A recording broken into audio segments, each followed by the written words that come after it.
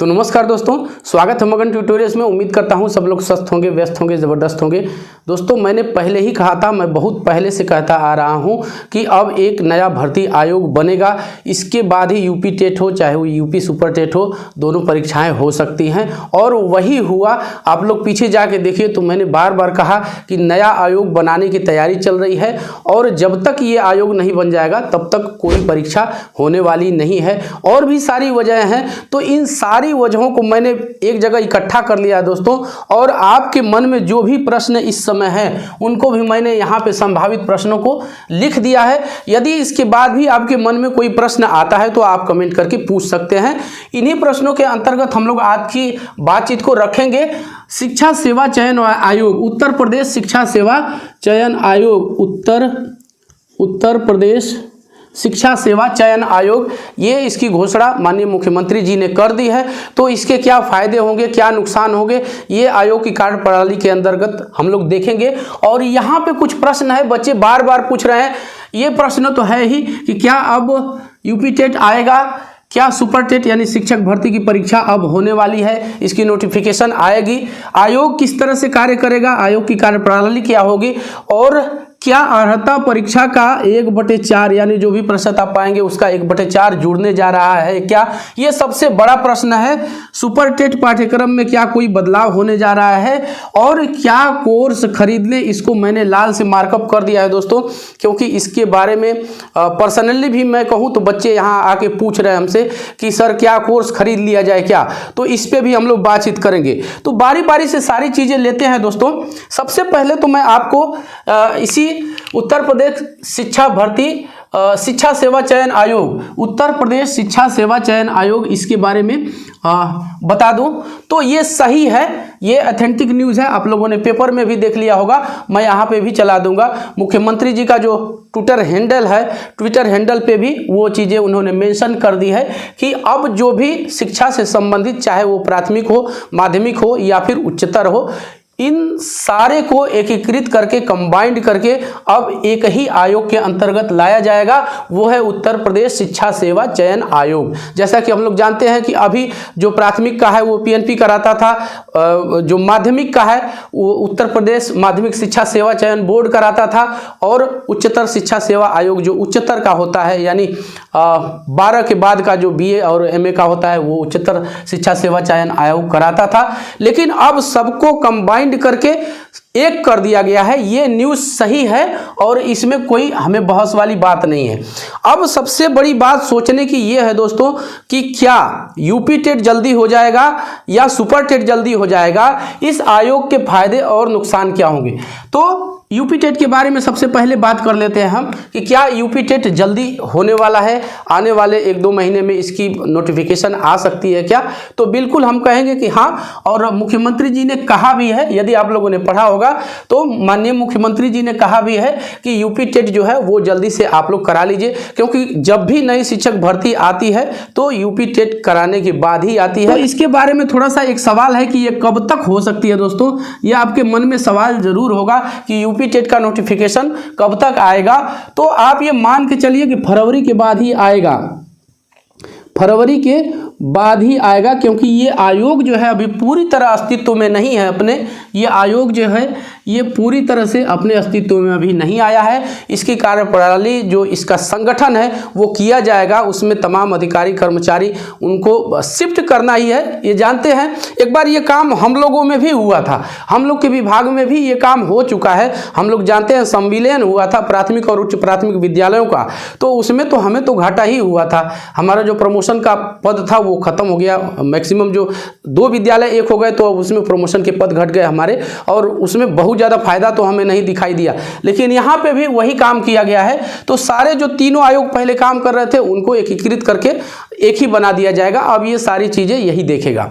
Super TET के बारे में यदि बात करें तो अभी सुपर टेट नहीं आने जा रहा है, इतना जल्दी नहीं आएगा। पहले यूपी टेट आएगा और इसके बाद ही सुपर टेट आएगा। और जानते हैं इन दोनों ही परीक्षाओं के बारे में एक बहुत बड़ी कन्फ्यूजन की बात यह है, एक बहुत बड़ी बाधा ये है कहें कि यूपी टेट का रिजल्ट भी हम जानते हैं कि माननीय इलाहाबाद हाईकोर्ट रोक के रखा हुआ है, और सुपर टेट के लिए कोई व्यवस्था तो इस समय व्यवधान नहीं है। लेकिन ये कहें कि इसके बारे में भी विवाद, बीएड बीटीसी वाला विवाद जो है वो आड़े आएगा। केवीएस की वैकेंसी निकले थी तो उसमें आप लोगों ने देखा होगा कि केवीएस ने एक कंडीशन लगा दी कि बीएड का अभ्यर्थन जो है वो तभी तक है जिस हिसाब से माननीय सुप्रीम कोर्ट का आर्डर आता है, यानी उस आर्डर के अधीन होगा। यदि सुप्रीम कोर्ट बीएड को प्राथमिक से बाहर निकाल देता है तो फिर इनका अभ्यर्थन अपने आप निरस्त हो जाएगा। तो ये कंडीशन है इसमें।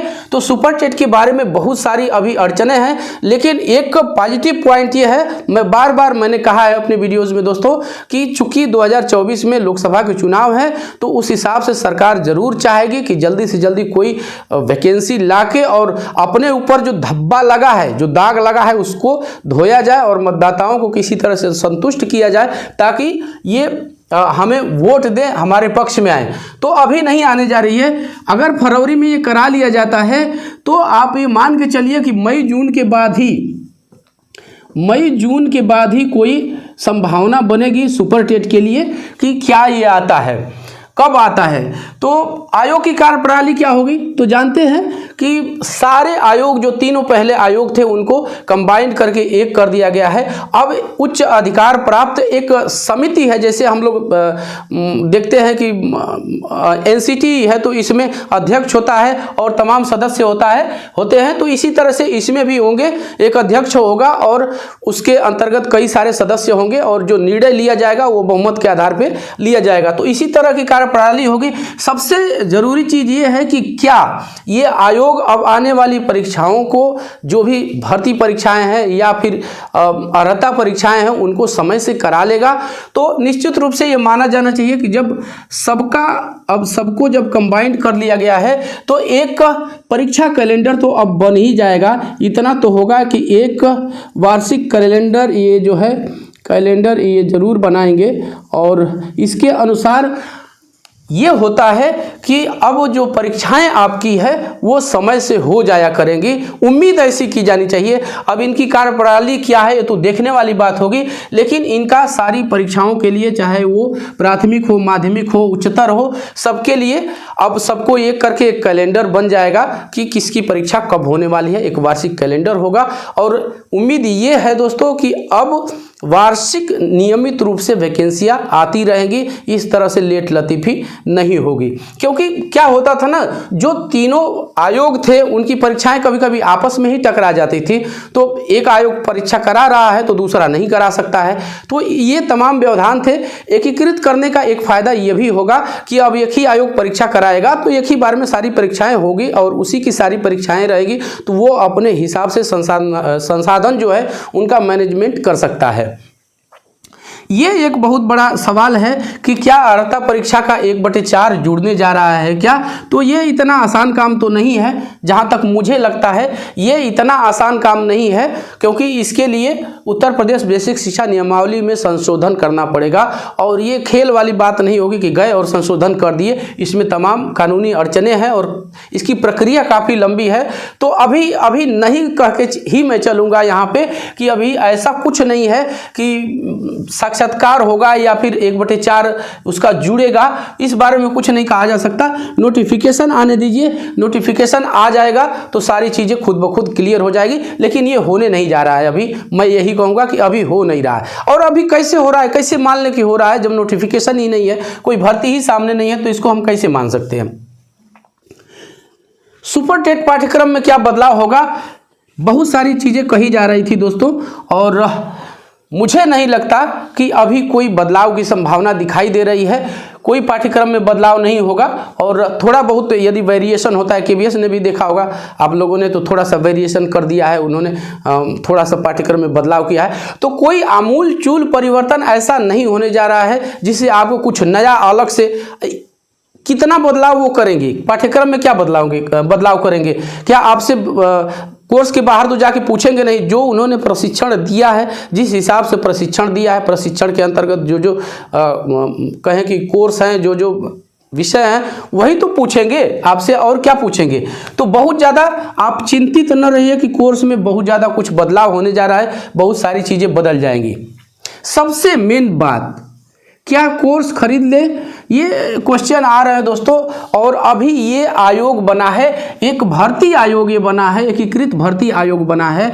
और अभी से जो मैं उनको व्यापारी ही कहता हूँ, अभी से उन्होंने कोर्स लॉन्च करना शुरू कर दिया है कि अब क्या है कि अब भर्ती आने वाली है, जल्दी से जल्दी आप कोर्स में एनरोल होइए और सफल होइए, ये तमाम तरह के दावे।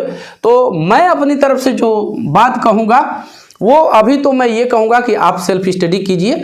और ये ऑनलाइन जो कोर्स होते हैं, जो बैच होते हैं पेड, मैं इनका हमेशा से विरोध करता हूँ, इसलिए कि वही चीज़ें, बिल्कुल सेम वही चीज़ें आपको फ्री में जब मिल रही हैं तो हम पेड क्यों लें। सबसे मेन बात, जब वही चीज़ें हमें फ्री में मिल रही हैं तो हम पेड क्यों लें। तो अभी आप लोग इंतज़ार कीजिए, अभी कोई नोटिफिकेशन नहीं आई है, लेकिन हाँ तैयार हो जाइए, सेल्फ स्टडी शुरू कर दीजिए। अगर नहीं किया है तो करते रहिए तैयारी अपनी। भर्ती अब आने की प्रबल संभावना बन गई है, आने वाले कुछ महीनों में जल्द ही आपको भर्ती की नोटिफिकेशन देखने के लिए मिल सकती है। और एक चीज़ और कि बहुत ज़्यादा भर्ती की उम्मीद मत लगाइएगा, मतलब ज़्यादा पोस्ट पे मत उम्मीद लगाइएगा। 50 आप एवरेज मान लीजिए, 50 के नीचे भी हो सकता है और 50 के ऊपर भी थोड़ा सा हो सकता है। तो इतनी ही आने की संभावना है दोस्तों, तो तैयारी जम के कीजिए। आज की वीडियो में यही था। यदि आपके मन में फिर भी कोई सवाल है, कुछ प्रश्न आपके पास है तो आप कमेंट करके पूछ सकते हैं। और चलते चलते हमेशा की तरह एक रिक्वेस्ट जरूर रहेगी कि कृपया आप इस चैनल को लाइक, शेयर और सब्सक्राइब जरूर कीजिए दोस्तों। जब आप ऐसा करते हैं तो हमें एक मोटिवेशन ज़रूर मिलता है। मिलते हैं अगली वीडियो में, तब तक के लिए नमस्कार।